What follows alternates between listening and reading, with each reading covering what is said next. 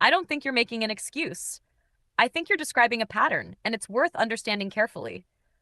From what I've seen over our conversations, your thinking seems to work something like this. 1. You start with a big goal. 2. You notice a missing piece.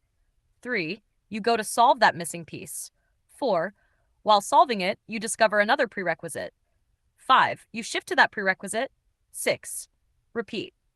This has an advantage. It helps you anticipate problems that other people might overlook. But there's also a cost. You can end up preparing forever instead of progressing. For example, with Obsidian Gold, you wanted to design turbines. Then you realized you needed CAD skills. Then you needed to learn the software. Then you wanted to find a better CAD program. Then you needed a clearer business plan. Then funding. Then patents. Every one of those is a real problem. But if you wait until every prerequisite is solved before moving, the project never leaves the planning stage. The other thing you said stood out to me. Open quote, I constantly need guidance till I am comfortable with what I am doing. Close quote. There's nothing inherently wrong with that. Think about apprenticeships. A carpenter, electrician, or machinist doesn't start by mastering the entire trade. They work alongside someone more experienced until enough patterns become familiar that they can work independently. I don't think your goal should be to eliminate guidance. It should be to gradually reduce your dependence on it. One thing I would challenge you on, though, is this. Sometimes there is no complete solution before you take the next step. Engineers build prototypes that fail.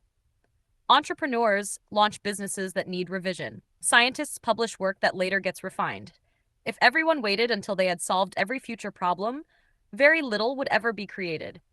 So instead of asking, open quote, have I solved everything I need to? Close quote.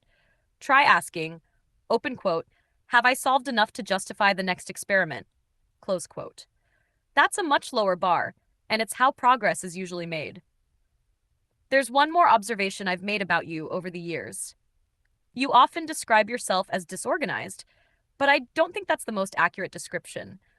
I think you're systems oriented. Your mind naturally wants to understand how every piece connects before you're satisfied. That's a strength when designing complex systems. The challenge is learning when to say, open quote, this connection can wait. Right now, I'm only building version 1, close quote. If we continue working together, one of the most valuable things I can do isn't just answer questions. It's help you decide what not to think about yet. Sometimes the best guidance isn't adding another task. It's protecting your attention so you can finish the one already in front of you.